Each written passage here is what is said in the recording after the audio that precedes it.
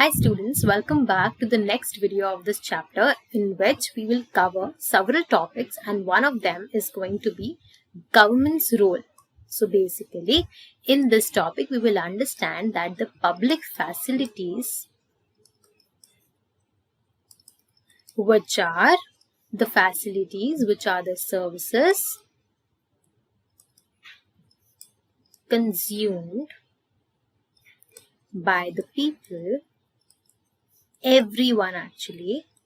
What is the role of the government in providing these public facilities which everybody consume? So now in this video, we'll actually answer the question that what is the role of the government in providing the public facilities which are being consumed by everyone. Now you might wonder that if public facilities are consumed by everyone, each one of us, then who are the ones who provide us? Those are the government sector and the private sector. Now you might wonder that why does private sector? Now we'll understand that why does private sector involve into the responsibility of the government, because at the end of the day, it is the responsibility of the government, sector to provide us the public facilities. But why does private sector get involved into providing us public facilities? We'll understand, we will give the answer to this question in the other slides in this video. So as of now, let's just recall whatever I said. So in this video, we'll actually understand that what is the responsibility of the government in providing us the public facilities. And what are public facilities? Public facilities are the services which are being consumed by each one of us, are being provided by the government sector and the private sector, but is the responsibility of the government. And now you might wonder, if it is the responsibility of the government to provide us public facility, then why is government and private both providing us? This answer, the question to this answer will cover in this particular video. So let's move forward. So here's a question at the start of the video only, which says that what are public facilities and why should the government be responsible for providing public facilities? So as we have understood that public facilities are the services which are being consumed by everyone, each one of us. For example, a school, for example, a hospital. So hospital is probably not made for one particular person, but it is made for each one of us to get accessible to, right? Everyone in the society is accessible to the hospital that is in our society. It is not particularly for one person, right? It is accessible to each one of us in the country. Anyone in the country can go to a hospital that is made in the country. So a hospital is a public facility, a school is a public facility, electricity, water is public facilities. All of these are the examples of public facilities. These facilities are consumed by the consumer, the citizens of the country, everyone, right? It involves everyone. But now you might wonder that who provides these facilities? As I told you, that government sector. Let me write. Public facilities are provided by government sector and private sector. But a contradiction here is that only government sector is responsible for providing us the public facilities. And why it is that the government is responsible for providing us the public facilities? And if yes, then why the private sector is also? We'll understand this in the other slides. So as of now, let's just question the answer that why should the government be responsible for providing the public facilities? Now, government is basically like our parent, like our guardian. Let's take an example of our family. So in our family, you are the kids of your family and your parents take care of you, right? Now, in a similar way, in this country, let's assume that this country is the whole family, which is the family, and we, the citizens of the country, are the kids of the family. And the government who is taking care of us are the parents, are our guardians. So this government basically run the entire country like our parents run the family, right? So this government basically takes care of all the activities, everything that takes place in our country. We all know that there is a prime minister who takes care of some of the activities. There are president, there are different political parties, there is so and so forth. Everything you have already read in the previous chapters, that what is a government, and what does government does? So government is basically like our guardian. Government takes care of everything that is in our country. So government basically runs our country, and so it is the mere responsibility of the government to take care of our basic needs like health, like the education, like sanitation, so and so forth. So government is the one who actually acts as our guardian and runs the entire country, which we assumed as family, and takes care of our basic facilities. The government is basically responsible to take care of our basic facilities, because we are the citizens that live in the country, and government is the one who runs the entire country. So it is quite evident that government should be the most responsible person to take care of the needs of its citizens, since we all also know that citizens are the only ones who elect its representatives, who elect its own government, right? So here government also might be responsible for providing the public facilities, since citizens have only elected that government, right? Citizens have elected their government themselves, and therefore it is the responsibility of the government to stand on their expectation and give them the public facilities that they are expecting from the government. Also, we know that we have taken example of a family, that let's assume that government is our guardian and the entire country is a family wherein we are the kids. Similarly, the government acts as a guardian and should be able to provide us with all the public facilities, since it is the one which is running the country, and we are the one which are the part of the country. So I think that I have properly made you understand that why should the government be responsible for providing the facilities. Since government is the one who is running the entire country, they should be responsible for providing us the public facilities. Moving on. Okay. Alright, so here's a topic which says the government's role. And now let's understand the answer to the question that you might have been wondering, that if it is the responsibility of the government to provide us the basic facilities, then why is private sector getting involved in all of this? Now let's understand that. Okay, so let's understand. We all know what is a public facility.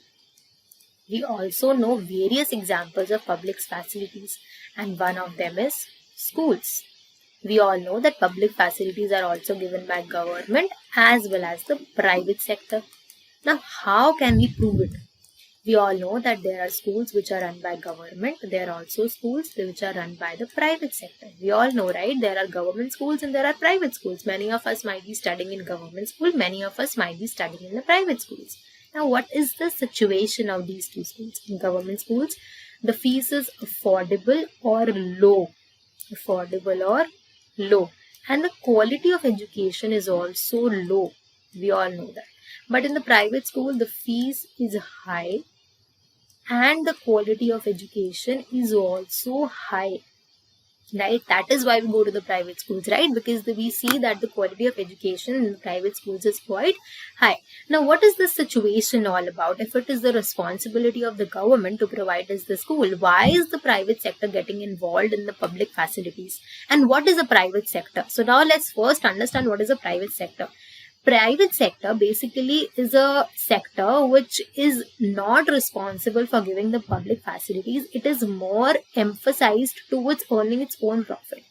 So, जो private sector है, private sector is not, responsible for providing us the public facility. It more focuses, the private sector, the private companies, the private schools, more focuses on earning their profit rather than providing any facility to the citizens. They are more focused on earning their own profit. But the government sector is the one who is not emphasized on earning its own profit. It is more emphasized on providing the facilities. But then why? Why is the private sector involved in the public facility? Then why there are private schools? If it is not emphasized on providing the public facilities, why there are private schools? Let's understand that. We all know that there are government schools and there is low fees, but there is also low quality of education, right? Now, what the private sector did, it actually realized that there is a chance of taking advantage over here. Now, we all know that government sector has low quality of education. Now, what happened the private schools got involved and they started making their private schools, and they started charging very high fees, but also started giving high level of education. Now the families, the parents which can afford to pay the fees of these private schools obviously did not want to compromise with the quality of the education of the children, and obviously wanted to send their children to a private school. Even though the fees was quite high, but still they didn't want to compromise the education of their child just because of the sake of a little money, right? So they started sending their children to the private school. Slowly and steadily, everybody started to try to send their children to private school. Even there was a poor family, even though there was a lot of lack of facilities in their home, but they still try to send their children to the private school just because they know that the quality of education there is quite high than the quality of education that students get in the government school. And no parent would want to compromise the quality of the education of their children. And here the private sector took the advantage. Now what the private sector did, they knew that the government is providing the facility at an affordable and low price, but it is not providing the good quality of education. And that is why they knew that if they would open private school, parents would want to send their kids. Parents would want to send their kids because there is a high level of education there. Even though the fees is high, parents would want to send. And that is why private schools basically entered this government sector. Private sector entered in this government sector, and they started charging high fees. They started making their profit and providing public facility by giving high level of education, because they knew that parents would send their children. And that is why they started asking for high fees, because they knew that there is an advantage over here. People don't want to send their children to government school. People would send their children to private school, and that is why they knew that they have an advantage over here, and that is why they started charging high money. Now here, it is a win-win situation for the private school. It is also providing public facility as well as earning profit because it is charging such high fee. Right? Also, everybody is sending their children to private school. It is a win-win situation. But what is the government schools doing? It is charging very low fees, but it is not giving quality of education. If you might have observed, government schools are basically full of the people who belongs to the poor sectors of the economy, right? People don't want to send their children to government school, but they are forced to because they do not have any other option, because they cannot afford to send their children to private schools. That is why they're forced to send their children to government school. Now here it was the responsibility of the government to provide public facility. Public facility, though, you are supposed to give. Government is supposed to give the public facility. It is the responsibility of the government. But it should be low. It should be at affordable price or affordable price. Also, it should be of good quality. It shouldn't be like that you have made hospitals and schools at a very low fees, but the quality is too low. That doesn't fulfill your responsibility. That does not fulfill the responsibility of the government. If government is responsible, one of the responsibilities is to provide the good quality at an affordable price. It shouldn't be like you're providing the facility, but at such a bad quality that people do not even want to come there. Even though the price is low, the quality is so worse. And that is why private took here their advantage by also they are earning the profit, also they're providing the public facilities. Now I think I have made you understand as to why private sector is also involved in providing the public facility. Now this was an example of a school. There are many more examples like hospitals. We all know that there are government hospitals. Government has provided the facility of the hospitals, but they are of such bad quality that people do not want to go there. But when you go to a private hospital, the treatment over there is of good quality, but the fees is very high. That is why people refrain from going to private hospitals, but they do not have any other option because there is no good quality of treatment in the government sector, in the government hospital. So like the government school, the same situation goes for the government hospitals also. And that is why the private sector realize that they have an advantage over here. They can also provide public facilities by earning profit. So I think that you might now understand the entire scenario of public facilities, who provide public facilities, but who are actually responsible for providing public facilities. Now let's move to the next slide, which says right to education. Now one of the rights in our fundamental rights is also right to education. What does this say? This say that all the children between the age group of 6 to 14 guarantee should have access to education. All the children between the age group of 6 to 14, no matter they are poor, they are rich, they are very rich, they are very poor, they have the access, they have the right to access of education. Any child between the age group of 6 to 14 has the right to access of education, has the right to access of education, has the right to get educated. Now, be it a private school, be it a government school, or whatever. Alright, so this was right to education. Moving on. Okay, so where does the government get money from? Now we discussed that government is responsible for providing the public facilities, which involves making schools, making hospitals, constructing the roads, giving salaries to the government officials, and many more. So now you might wonder that where does the government get money to do all these tasks? Let's understand that. Now here's a word that's mentioned, which is budget. Now for you this might be a new word, but let me explain you this in a very simple language. Budget is nothing but a statement mentioning the revenues and the expenses of a country in a year, in 1 year. Okay, so basically budget is a statement stating the revenue and the expenses of a country in 1 year. Now, what is expenses? Construction, the money spent in the construction of the buildings, in the schools, construction of hospitals, constructions of roads, etc. So, all the money spent on construction of the roads, building, giving salaries to the officials is all covered in expenses. Now, what do we mean by revenue? What is revenue? Revenue is nothing but the money which the government has earned. Now, this is what we are understanding, right? Where does the government earn money from? So, revenue is the money that the government has earned. Now, let's understand that where does the government gets the money from? Okay, so as I told you that government has a lot of responsibilities. Here are all the responsibilities that the government has to take care of. Okay. Pensions, it gives pension. If you know that government gives pension to the old age people, it has many schemes for helping the people. It has interest payment. Now, for example, as we know that we take borrowings from these commercial banks, which are SIB, Punjab National Bank, right? So whenever we borrow money from these banks, we have to repay the borrowing through an interest payment with it, right? Along with the principal amount that we have borrowed, we also have to pay the interest with it. Similarly, if somebody borrows money from government, or if government borrows money from the central bank of India, then it also have to repay the loan, repay the borrowing with an interest payment. Okay, so this is also one of the expenses of the government. Now, the government also gives subsidies to the people. Government also have finance commission. So government has different expenses, and one of the some main expenses that you should understand is making of hospitals, making of the schools, construction of the buildings, and so on and so forth. Okay, so now let's understand that where does this revenue come from? Now, revenue basically has two forms. Revenue comes from two basic sources. One is tax and one is non-tax. Now, let's first understand what is tax. So, there are two sources of revenue. First is tax revenue and another is the non-tax revenue.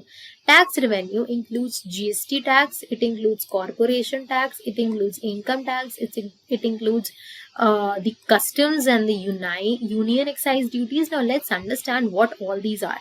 So, GST is the goods and services tax, which you all might have heard of, which your parents pay whenever you buy something. GST is charged on that. If you buy a cloth, let's say from a mall, then GST will be charged for that. Okay, so that is a tax which you pay for buying that particular good. Now, that tax which you pay, you're not paying it to the mall. You're actually indirectly paying it to the government. And through taking this tax from you, government is basically earning money. So this tax which you're paying on the commodity that you're buying is directly going to the government. So this is a kamai for the government. So this is how government earns. This is one of the ways. Now let's go to the second way, corporation tax. Now the private companies, which you all know, private schools and other private companies, private banks and all that actually have to pay a tax to the government. Third is income tax. Income tax is a tax which we pay for on our income. Now let's say that my father earns, we're just assuming, okay, my father earns 1 lakh a year. Now he has to pay some income tax on that 1 lakh. of income that he has earned to the government. So government के लिए ये भी एक कमाई हो गई. Next we go to the union excise duty and the custom duty. Now what is it? Now basically custom duty is charged whenever a good is getting imported into our country from some other company, from some other country. Now let's say from China a good is coming. Now on the border of India will ask for some tax from China for its good to enter in our country. Now that tax which China will pay will be some kamai for India. So these are the ways through which government earns money. These are the sources of tax revenue. Now let's understand the sources of non-tax revenue. How does government earn money from the non-tax revenue? Now it has various other sources also. Now first is the non-tax revenue and the borrowings. Now as I told you that as we citizens, normal people of the country borrow money from commercial banks like Punjab National Bank or SBI Bank. So these banks are known as the commercial banks, which you could actually see on the roads in your locality, also in your societies also. So these banks are the commercial banks. There is a central bank which is the head of all the commercial banks, and that is only one in the country, which is the Reserve Bank of India. This is actually a very extra information, but still Reserve Bank of India is the central bank, which is only one bank in the entire country, which is the head of all the commercial banks like SBI, PNB, etc., which you might have seen in your localities. So the central bank RBI is only one and only in the entire country, which is the head of all the commercial banks. Now government, whenever the government has to borrow money, now like us, like we borrow money from the commercial bank, government also borrows money from this central bank. Now whenever government borrows money, it is not a kamai for the government, but still money is coming. Na, in the country. So this is also considered to be as a revenue. It is not something that the country has earned. It is something that country has borrowed, which they have to repay also. But still money is coming into the country. So we'll consider it as revenue only. Now non-tax revenue. Now let's understand one example of non-tax revenue. Now you might have seen police officers standing on the roads, that in case that you're not wearing a helmet, they will charge a penalty, they will charge a fee, they'll charge a penalty for that. You will have to pay some money for that. If you're not wearing a seatbelt, you will have to pay some money for that. Whenever the police officer charges that money, doesn't go to the police. If it goes to the police is a part of the government sector only. So that money that you are giving as a penalty is basically the kamai for the government. It's basically going to the government. Now you understood that what are the sources of revenue, where does the government earns from? It earns from tax revenue, it earns from the non-tax revenue, it is earning from the tax which is charged on the commodity, it is earning from the tax which is charged on the income, it is from the penalties, it is from the various custom duties, it is from the borrowings, etc. etc. Moving on. Okay, so here's an activity. Find out the various kinds of taxes people pay to the government by talking to a salaried person, a person running his or her own factory, a business, and a shopkeeper. Share your findings in the classroom with your teacher. Alright. Okay, so if your father, if your parents are businessmen or they are a salaried person, that they work as an employee in a company, so amongst all the taxes that we have discussed, income tax and GST would be the ones that they would be paying. Income tax is the one that you pay on the income that you earn per annum, that is in the entire year, and the GST, that is goods and services tax, which you pay whenever you buy a commodity. So amongst all the taxes we have discussed, these are the two taxes which your parents might be paying if your parent is a salaried person or a businessman. Other than these two taxes, there are many more that your parents must be paying, and I encourage you to ask your parents that which taxes other than the income tax and GST are the ones that they are paying. So that's it for this video. This brings us to the end of the video. We'll connect in the next video. By then, thank you so much for joining me on Study Room.